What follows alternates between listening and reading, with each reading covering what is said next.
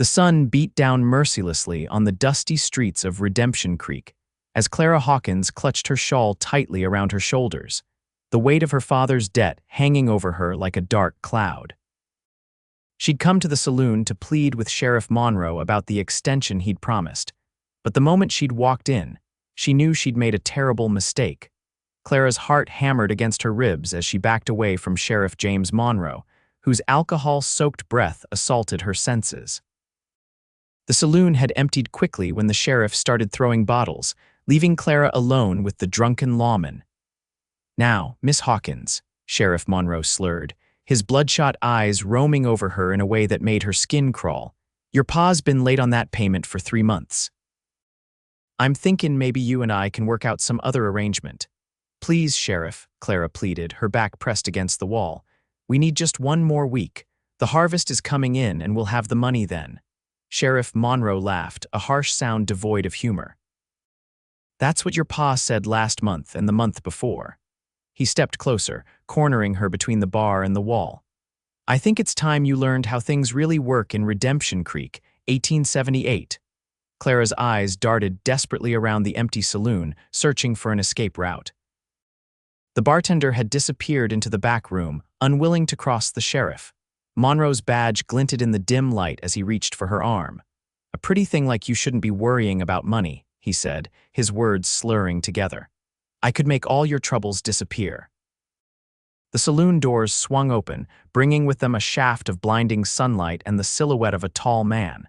Clara squinted, unable to make out his features against the glare. "Evening, Sheriff," came a deep, steady voice. "Seems to me the lady isn't interested in your company." Sheriff Monroe spun around, nearly losing his balance. "Mind your own business, cowboy. This is official law business." As the newcomer stepped further into the saloon, Clara could finally see him clearly. Tall and broad-shouldered, with dust from the trail still clinging to his denim pants and cotton shirt. His hat was pulled low, but she could see eyes the color of a summer storm beneath the brim. A gun belt hung at his hip, though his hand remained far from the weapon. "Harassing innocent women doesn't sound much like law business to me," the stranger said, his voice carrying an authority that belied his relaxed stance. "You're new in town," Sheriff Monroe growled, "so I'll give you one warning." "That's Ethan Whitaker, and he's nothing but trouble," he said, pointing at the cowboy. "And this here is between me and Miss Hawkins." Clara watched as Ethan Whitaker's expression remained impassive, but something in his eyes hardened. "Miss," he addressed her without taking his eyes off the sheriff, "would you like to leave?" "Yes," Clara whispered, finding her voice. "Please." Sheriff Monroe lurched forward, his hand going to his gun. "She ain't going nowhere until," in a movement so quick Clara barely saw it happen, Ethan's hand shot out, catching the sheriff's wrist before he could draw his weapon. With a simple twist, he forced Monroe's arm behind his back, making the drunken lawman yelp in pain. "I think you've had enough to drink, Sheriff," Ethan said calmly. "Why don't you sleep it off before you do something you'll regret when you're sober?" He released Monroe with a gentle push that nevertheless sent the unsteady sheriff stumbling into a chair. Before Monroe could recover, Ethan had turned to Clara and offered his arm. "May I escort you home, Miss Hawkins?" Clara hesitated only a moment before accepting. "Thank you, Mr. Whitaker." As they stepped out into the fading sunlight, Sheriff Monroe's angry shouts followed them. "This ain't over, Whitaker.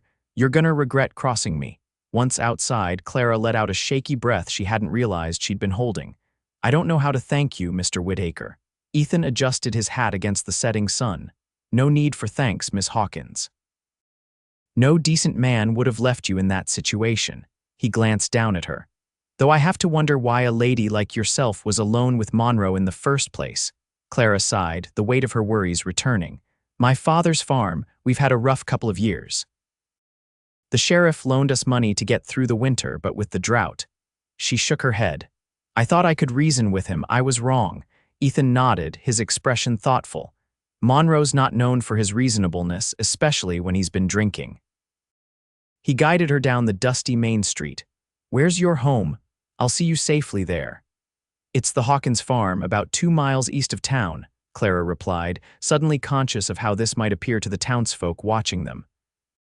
An unmarried woman walking with a stranger would certainly set tongues wagging. But you don't need to take me all that way. Just to the edge of town would be fine.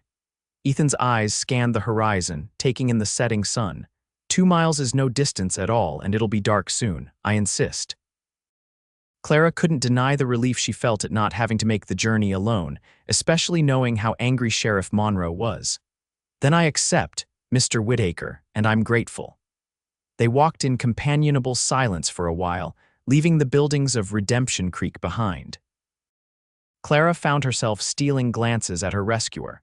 He moved with the easy confidence of a man comfortable in his own skin, yet there was something in his eyes, a wariness, perhaps that spoke of experiences beyond his apparent years. "You're new to Redemption Creek," she said, breaking the silence. Ethan nodded, just passing through, stopped for supplies and a hot meal before heading north. North to where? Clara found herself genuinely curious. Montana Territory, he replied. Heard there's good work on the ranches up there. You're a long way from Montana. A small smile touched his lips. That I am, but the journey's half the reason for going. As they continued walking, Clara noticed Ethan occasionally glancing back toward town.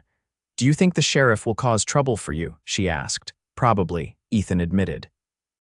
But it won't be the first time I've dealt with a man like Monroe. Men who hide behind badges to bully others are, unfortunately, not uncommon. Clara's farm came into view as they crested a small hill. The modest farmhouse and barn stood silhouetted against the twilight sky. A lantern flickered to life in the window, her father, likely wondering where she was. That's our place, she said, pointing. Not much, but it's home. Ethan surveyed the property with an appreciative eye. Looks like good land, drought or not. It is, Clara agreed. My father's worked it for 20 years. We lost my mother to fever 5 years ago, but we've managed. Until recently, anyway. As they approached the farmhouse, the door swung open and Clara's father stepped onto the porch, rifle in hand.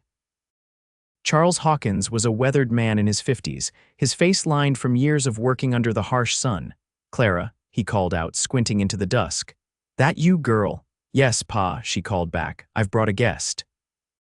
Charles Hawkins lowered his rifle slightly but kept it ready as they drew nearer. And who might you be, mister? He asked, eyeing Ethan suspiciously. Ethan Whitaker, sir, Ethan replied, removing his hat respectfully. I had the pleasure of meeting your daughter in town and offered to escort her home safely. Clara quickly interjected. Mr. Whitaker helped me when Sheriff Monroe became difficult. Understanding dawned on Charles's face, followed by concern. Monroe giving you trouble, was he? He sighed heavily, setting the rifle aside. Come on in, both of you. Least I can do is offer you some supper for looking after my Clara. Ethan hesitated. That's kind, but I wouldn't want to impose. Nonsense, Charles insisted. Night's falling and you've done us a good turn. We may not have much, but we've enough to share. Clara found herself hoping Ethan would accept. There was something about this quiet cowboy that intrigued her, a steadiness she hadn't encountered in the young men of Redemption Creek. After a moment's consideration, Ethan nodded. Thank you, Mr. Hawkins. I'd be honored. Inside, the farmhouse was humble but clean and welcoming. Clara busied herself at the stove while her father and Ethan sat at the worn wooden table. She could hear them talking as she worked, her father explaining about the drought and their financial troubles, Ethan listening attentively. So Monroe's been pressing you for payment? Ethan asked. Charles nodded grimly. Man's got no patience. We've always paid our debts, but this drought's hit everyone hard. He should know that. Some men see others' hardship as opportunity, Ethan replied, his voice carrying a hint of past experience. Clara brought over bowls of stew and freshly baked bread. It wasn't much, just vegetables from their garden and a small portion of preserved meat, but the appreciative look on Ethan's face when he tasted it warmed her heart. This is excellent, Miss Hawkins, he said sincerely. Clara, she corrected him with a smile. After what you did today, I think you can call me Clara. Ethan's gray eyes met hers, and something passed between them, a spark of connection that made her cheeks warm. Clara, then, he said softly. As they ate, Ethan shared stories of his travels of the mountains in Colorado, the vast plains of Kansas, and the changing landscapes he'd witnessed. Clara found herself captivated, not just by the tales themselves, but by the quiet passion with which he told them. "You've seen so much," she said wistfully. "I've never been further than 30 miles from this farm." "There's nothing wrong with putting down roots," Ethan replied. "Some might say I've seen too much because I've never had a place to call my own." Charles Hawkins studied the young man thoughtfully. "What brings you through Redemption Creek, Ethan? Not much here for a traveler." A shadow seemed to pass over Ethan's face. "Just passing through, as I said, though I'm not in any particular hurry." After supper, Charles excused himself, claiming fatigue but giving Clara a knowing look that made her blush. Left alone in the kitchen, Clara and Ethan fell into an easy conversation as they cleaned up. "Where will you stay tonight?" Clara asked, handing him a plate to dry. "I've got a bedroll." "Stars make a fine roof when the weather's clear," he answered with a slight smile. Clara looked concerned. "There's a storm coming, I can feel it in the air." She hesitated, then added, "We have a hayloft in the barn. It's not much, but it's dry." Ethan considered her offer. "I wouldn't want to impose any further. It's the least we can do," Clara insisted. "And," she hesitated, lowering her voice, "I'd feel better knowing you were close by. Sheriff Monroe has a long memory, especially when he's been humiliated." Ethan's expression grew serious. "Are you concerned he might come out here?" "I don't know," Clara admitted. "He's never been this forceful before." After a moment, Ethan nodded. "Then I'll accept your offer with thanks." Clara showed him to the barn, lantern in hand. The building was sturdy, though like everything else on the farm, it showed signs of wear and hard times. "It's not the finest accommodation," she apologized. "I've slept in far worse," Ethan assured her. "This is downright luxurious compared to some places." As she turned to leave, Clara paused. "Thank you again, Ethan. Not many would have stepped in like you did today." "Good night, Clara," he replied softly, his eyes reflecting the lantern's glow. Clara returned to the house, her thoughts full of the mysterious cowboy sleeping in their barn. The next morning dawned with ominous clouds gathering on the horizon. Clara rose early, as was her habit, and was surprised to find Ethan already up and helping her father repair a broken fence. She brought them coffee, watching as Ethan worked alongside Charles as if he'd been doing it for years. There was an ease to his movements, a natural skill that spoke of experience with farm work. "You've done this before," she observed, handing him a steaming mug. Ethan accepted the coffee with a grateful nod. "Grew up on a farm in Missouri. Haven't forgotten the skills, though it's been some years." "Why'd you leave?" Clara asked, then immediately regretted the personal question. "I'm sorry, that's none of my business." "It's all right," Ethan assured her, though a shadow passed over his features. "War came and everything changed. When I came back, there wasn't much left to go back to." Clara's heart ached for him. So many young men had gone off to fight, and those who returned often carried invisible wounds alongside the visible ones. "I'm sorry," she said softly. Charles Hawkins joined them, wiping his brow. "Boy's got a good hand with tools," he said approvingly. "Fixed that fence better than I could have."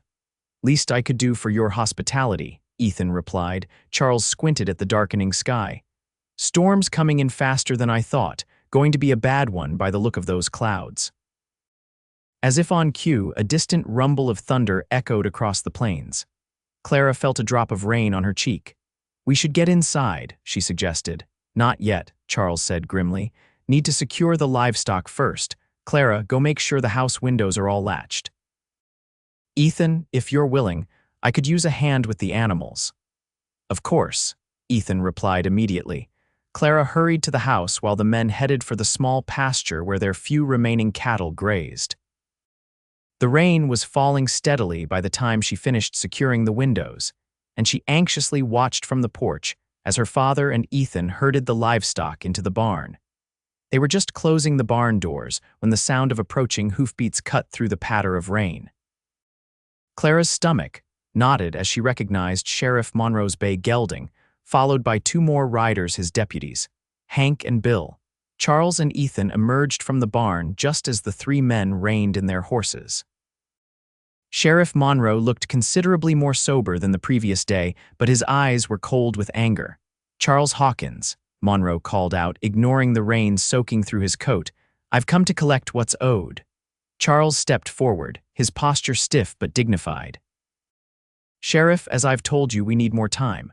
The harvest, I'm done waiting, Monroe cut him off. His gaze shifted to Ethan, standing quietly beside Charles.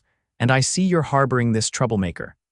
Mr. Whitaker is a guest, Charles replied firmly. Monroe sneered. Is that so? Well, I've got some interesting news about your guest. Sent a telegram to the marshal's office in Kansas City this morning. Seems Mr. Whitaker here might be wanted for questioning in connection with a bank robbery in Dodge City. Clara gasped, her eyes flying to Ethan, who remained expressionless save for a slight tightening of his jaw. That's a lie, Ethan said evenly. Is it? Monroe challenged. Then you won't mind coming with us to clear things up while we wait for a response to my inquiry. Charles looked uncertainly between Ethan and the sheriff. Is there any truth to this, Ethan? Before Ethan could answer, Clara stepped off the porch into the rain. Of course not, Pa. The sheriff's just angry because Ethan stopped him from accosting me yesterday. Monroe's face darkened. Watch your accusations, Miss Hawkins. I am still the law in these parts. He turned his attention back to Ethan. Now, are you coming peacefully, or do my deputies need to persuade you? Ethan's hand hovered near his gun, but he didn't draw. The odds were 3-1, and Clara and her father could be caught in the crossfire. I'll come, he said finally, but only to clear this misunderstanding. Ethan, no, Clara protested, moving toward him. He gave her a reassuring look. It's all right, Clara, I've done nothing wrong. The truth will come out. Monroe gestured to his deputies, who dismounted and approached Ethan with handcuffs. As they secured his wrists, Monroe turned his attention back to Charles. As for your debt, Hawkins, my patience is at an end. You have until noon tomorrow to pay in full, or I'll be forced to seize your property to cover what you owe. Charles's face paled. That's impossible, and you know it. The bank won't loan us any more with the drought on. Not my problem, Monroe replied coldly. Maybe your daughter could convince me to be more lenient, he added with a meaningful look at Clara that made her skin crawl. Ethan lunged forward against his restraints, his calm facade cracking. You stay away from her, he growled, only to be roughly yanked back by the deputies. Monroe laughed. Seems your cowboy's got quite an interest in you, Miss Hawkins. Too bad he'll be sitting in my jail. He nodded to his men. Get him on a horse. As they dragged Ethan toward the waiting horses, the rain began to fall harder. Clara ran to him, heedless of the deputies or the sheriff. I'll come to town, she promised. We'll sort this out. Ethan shook his head, rainwater dripping from the brim of his hat. Stay here with your father. Don't give Monroe any reason to target you. Enough of this, Monroe snapped, gesturing for his deputies to hurry. Within minutes, they had Ethan mounted and were riding away through the intensifying storm. Clara stood in the rain, watching until they disappeared from sight, her heart heavy with worry. Charles put an arm around his daughter's shoulders. Come inside, Clara. You'll catch your death. Once inside, Clara paced the small kitchen while her father stoked the fire. This is all my fault, she said miserably. If I hadn't gone to town yesterday, none of this is your fault, Charles interrupted firmly. Monroe's been looking for a way to get his hands on our land for years. And as for Ethan, he hesitated. Do you believe what the sheriff said about him? Clara shook her head without hesitation. No, you saw how he is, Pa. There's goodness in him. Charles studied his daughter's face, noting the flush in her cheeks that had nothing to do with the fire. You've taken quite a shine to him in a short time, he observed gently. He saved me, Clara replied simply, and there's something about him. She trailed off, unable to articulate the connection she felt to this man she barely knew. Charles sighed heavily. Even if Monroe's accusations are false, we've got our own troubles. Without that money by tomorrow, we'll lose everything. Clara's mind raced. What about Mr. Jenkins at the general store? He's always been fair. Maybe he could advance us credit or even loan us the money until the harvest. I've already asked, Charles admitted. He's extended as much credit as he can afford to. With the drought affecting everyone, money's tight all around. They fell into troubled silence, listening to the rain pound against the roof and the occasional rumble of thunder. Clara couldn't stop thinking about Ethan, alone in a jail cell. And beneath her concern for him lay the terrifying reality that by this time tomorrow they might lose their home. I need to go to him, she said suddenly, standing up. Maybe there's something Ethan knows that could help us. Charles frowned. In this storm, it's too dangerous, Clara. More dangerous than losing our home, more dangerous than leaving an innocent man in Monroe's hands. She began gathering her cloak and hat. I can take the wagon. The old mare is steady even in bad weather. Charles recognized the determined set of his daughter's jaw so like her mother's. At least wait until the storm passes, he pleaded. As if in answer, the rain suddenly slackened and the rumble of thunder sounded more distant. Clara glanced out the window. It's easing up, she pointed out. I'll be careful, Pa, I promise. Reluctantly, Charles helped her hitch up their old mare to the wagon. Be back before dark, he instructed. And Clara, he hesitated. Be cautious around Monroe. The man's dangerous when crossed. Clara nodded, her expression grave. I will. The journey to town was slow going. The rain had turned the dirt road muddy, and Clara had to carefully guide the wagon through several deep puddles. By the time she reached Redemption Creek, the rain had stopped completely, though dark clouds still hung overhead. The town was quiet, most folks having stayed indoors during the storm. Clara tied the wagon outside the sheriff's office and took a deep breath before pushing open the door. Inside, Deputy Hank sat at a desk, looking bored. He straightened up when she entered. Miss Hawkins, he said, sounding surprised. Sheriff's not here. I've come to see Mr. Whitaker, Clara replied, trying to keep her voice steady. Hank looked uncomfortable. Don't think that's a good idea. Sheriff was pretty clear, please, Clara interrupted. Just for a few minutes, I brought him some food. It was a lie, but she hoped it might sway the young deputy, who had always seemed less hardened than Monroe or the other deputy, Bill. Hank hesitated, then glanced toward the cells in the back. 5 minutes, he finally said. And only because you've always been kind to my ma when she's ailing. Thank you, Clara said sincerely. Hank led her to the back of the office where 3 cells lined the wall. Only one was occupied. Ethan sat on a narrow cot, his hat beside him. He looked up as they approached, surprise and then concern crossing his face when he saw Clara. 5 minutes, Hank reminded her, then retreated to the front office, giving them a measure of privacy. Clara, Ethan said, standing and moving to the bars. You shouldn't be here. I had to come, she replied, keeping her voice low. Are you all right? They haven't hurt you. I'm fine, he assured her. Monroe wants to make this official, keep up appearances, but Clara, you need to be careful. This isn't just about what happened yesterday. Monroe's been looking for an excuse to run me out of town since I arrived. Clara frowned. Why? What does he have against you? Ethan glanced toward the front office, then lowered his voice further. When I first got to town, I witnessed him and his deputies roughing up an old prospector. They took his claim papers. I confronted them about it later, and Monroe didn't take kindly to being questioned. So that's why he was so quick to claim you're wanted in Kansas, Clara realized. The accusation is false, Ethan said firmly. I've never robbed anyone or anything in my life. I believe you, Clara said without hesitation. She reached through the bars to touch his hand. But that's not the only reason I came. Monroe's demanding payment by noon tomorrow or he'll seize our farm. Ethan's expression darkened. How much do you owe him?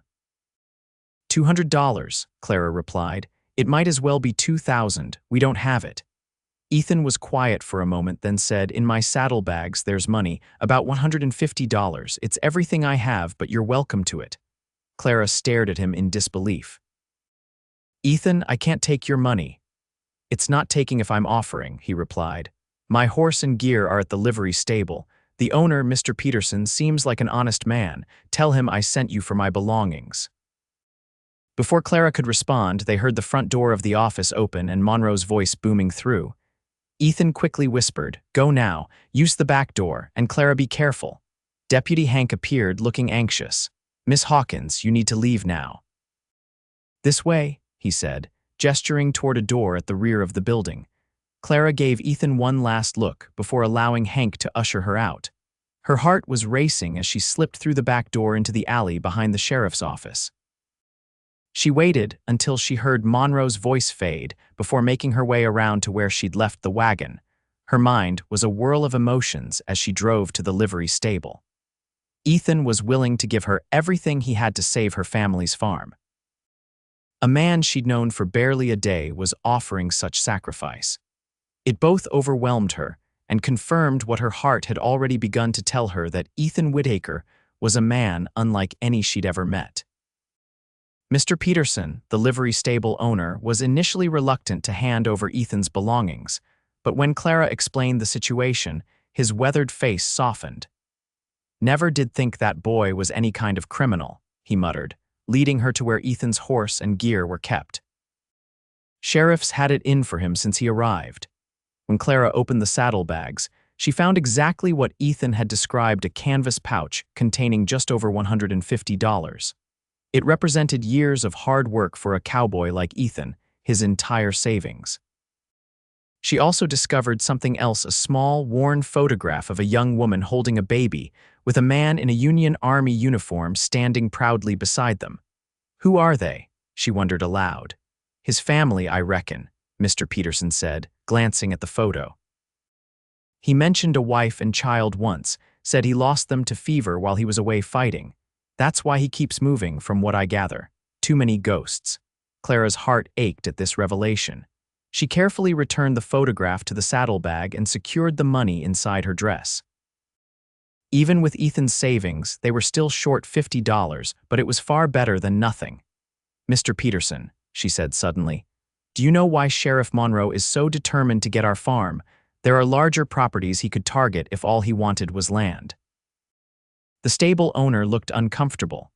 "It ain't my place to spread rumors, Miss Hawkins." "Please," Clara pressed. "My family could lose everything tomorrow." Peterson sighed, lowering his voice. "Word is, there's a railroad coming through. Redemption Creek's been chosen for a stop, and they need land for the station and stockyards. Land east of town. Where our farm is," Clara realized, her mind racing. "So Monroe isn't just collecting a debt, he's trying to acquire our land to sell it to the railroad." "For a handsome profit, I'd imagine," Peterson nodded. "But you didn't hear it from me." Armed with this new information and Ethan's money, Clara thanked Mr. Peterson and headed to the general store. If what Peterson said was true, perhaps Mr. Jenkins might be willing to extend them further credit now that there was a possibility of the railroad bringing prosperity to the area. The bell above the door jingled as Clara entered Jenkins' general store. The shopkeeper looked up from his ledger, surprise evident on his face. "Miss Hawkins," he greeted her, "didn't expect to see anyone out after that storm." Clara approached the counter, determination in every step. "Mr. Jenkins, I need to speak with you about something important." She explained what she'd learned about the railroad and Monroe's likely scheme. Jenkins listened carefully, his expression growing more troubled as she spoke. "I've heard whispers about the railroad," he admitted when she finished. "Monroe's been meeting with men in suits, but he's kept it quiet. If what you're saying is true, it's not just your farm he's after. He's been pressuring the Wilsons and Old Man Garner to all farms east of town." "Then you understand why I need your help," Clara pressed. "I have $150. I need another $50 to pay off our debt and keep Monroe from taking our land." Jenkins rubbed his chin thoughtfully. "If the railroad is coming, your land will be worth 10 times what it is now. It would be a sound investment." He studied Clara's face for a long moment, then nodded decisively. "All right, Miss Hawkins. I'll loan you the $50, but there's something else you should know." He leaned closer, lowering his voice. "Monroe sent that telegram all right, but the reply came back this afternoon. I saw it delivered. Whatever it said, Monroe didn't look happy about it." Clara's pulse quickened. "The response from Kansas City about Ethan," Jenkins nodded. "If I were a betting man, I'd say your Mr. Whitaker has been cleared, but Monroe's not likely to let him go easily now." "He's not my Mr. Whitaker," Clara protested, feeling her cheeks warm. Jenkins smiled knowingly as he counted out $50. "If you say so, Miss Hawkins." With the full $200 secured in her purse, Clara thanked Jenkins and headed back toward the sheriff's office. She needed to tell Ethan about the railroad and formulate a plan to get him released. As she approached, however, she saw a crowd gathering outside. In the center of the street stood Sheriff Monroe, his face flushed with anger, and beside him, his deputies holding Ethan, who now sported a fresh bruise on his cheek.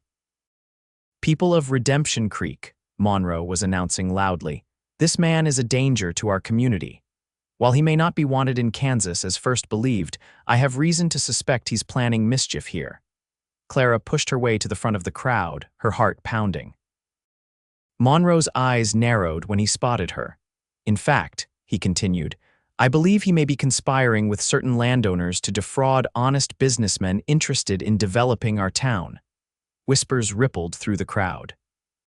Clara realized Monroe was spinning a new tale to justify holding Ethan and seizing her family's farm. That's a lie, Clara called out, unable to contain herself any longer. All eyes turned to her as she stepped forward. Sheriff Monroe is the one planning to defraud people. He's trying to seize land east of town to sell to the railroad at a profit. The crowd's whispers grew louder. Monroe's face darkened dangerously. Miss Hawkins is upset because her family owes me money, he said dismissively. She's concocted this wild tale to avoid paying her debts. I have the money right here, Clara declared, holding up her purse. $200 in full payment of my father's debt, and I demand you release Mr. Whitaker, who has been falsely accused. Monroe looked momentarily stunned, clearly not expecting her to produce the full amount. Then his eyes narrowed suspiciously. Where did a struggling farmer's daughter suddenly get $200? He demanded. That's none of your concern, Clara replied firmly. The debt will be paid, that's all that matters. Ethan, despite his situation, was looking at Clara with a mixture of admiration and concern. Clara, he said quietly, be careful. Monroe glanced between them, a cruel smile slowly spreading across his face. I see how it is. Well, Miss Hawkins, I regret to inform you that the interest on your father's loan has increased. The debt now stands at $300. Gasps and murmurs spread through the crowd at this blatant manipulation. Clara felt her heart sink. Even with Mr. Jenkins' loan, they were still short. That's not fair, Sheriff, came a voice from the crowd. Mr. Jenkins pushed forward to stand beside Clara. You can't change the terms after the fact. That's not how honest business is conducted. Stay out of this, Jenkins, Monroe warned. I think not, the shopkeeper replied, turning to address the gathering townspeople. Folks, I've been hearing rumors about a railroad coming to Redemption Creek. Seems our sheriff has been quietly buying up land or pressuring people to sell. I think Miss Hawkins is telling the truth. More voices joined in, townspeople expressing their suspicions and concerns. Monroe's face flushed deeper with anger and perhaps a touch of fear as he realized he was losing control of the situation. This is absurd, he blustered. I'm the law here. You people need to disperse now, or I'll have you all arrested for disturbing the peace. On what authority? Came a new voice. A tall man in a black suit pushed through the crowd, a silver star pinned to his vest. I'm Marshal Thomas Bennett from the federal office in Denver. I received some concerning reports about Redemption Creek and decided to investigate personally. Monroe paled visibly. Marshal Bennett, I can explain, I'm sure you can, Bennett interrupted coldly. But first, I believe you should release that man. He nodded toward Ethan. I checked the wires before coming here. There are no warrants out for an Ethan Whitaker in Kansas or anywhere else. The deputies, sensing which way the wind was blowing, immediately stepped away from Ethan, leaving him standing alone. Furthermore, the marshal continued, I'd be interested to hear more about these railroad negotiations you've been conducting privately, Sheriff. Particularly since I have a letter from the railroad company expressing concern about potential land fraud in this region. As Monroe stammered excuses, Clara rushed to Ethan's side. Are you all right? She asked, gently touching the bruise on his face. I've had worse, he assured her with a small smile. You were magnificent, Clara. I couldn't let him take our farm, she replied. Or keep you locked up for something you didn't do. Marshal Bennett was now officially placing Sheriff Monroe under arrest, reading out charges of fraud, abuse of authority, and extortion. The townspeople watched in stunned silence as the man who had bullied them for years was finally being held accountable. In the commotion, Clara and Ethan slipped away from the crowd, walking slowly toward where she had left the wagon. I have your money, Clara told him. Mr. Jenkins loaned us the rest. We can pay off the debt now legally with the marshal as witness. Ethan shook his head. Keep it. With Monroe arrested, I doubt the marshal will enforce any questionable debts without reviewing the terms first. But it's your life savings, Clara protested. And I can think of no better use for it than helping you and your father keep your home. Ethan replied softly. They reached the wagon, but neither made a move to climb aboard. Instead, they stood facing each other in the fading light of day. "You were going to leave," Clara said, a question in her voice. "Montana, you said." Ethan nodded slowly. That was the plan. And now he looked at her, really looked at her, his gray eyes searching hers. "Now I'm not so sure. Seems like Redemption Creek might need some help rebuilding after Monroe's corruption. And..." He hesitated, then continued more softly, "There are other reasons to consider staying." Clara's heart beat faster. "What reasons might those be, Mr. Whitaker?" Instead of answering with words, Ethan gently took her hand in his. The touch was simple but filled with promise. "If I stayed," he said carefully, "would I be welcome at the Hawkins farm, not just for a night in the barn, but longer?" Clara smiled, squeezing his hand. "I think that could be arranged. Pa's already mentioned needing help with the harvest, and after that, well," she blushed slightly. "Winter's coming. No one should face the cold months alone." "No," Ethan agreed, his eyes warm with something that made Clara's breath catch. "They shouldn't." As they climbed into the wagon to head back to the farm, Clara felt a lightness in her heart she hadn't experienced in years. The sun was breaking through the clouds as they left town, casting golden light across the rain-washed plains. 6 months later, the first train whistled its arrival in Redemption Creek. The railroad had indeed come, but thanks to Marshal Bennett's intervention and the testimony of brave townspeople like Mr. Jenkins, the land transactions had been conducted fairly.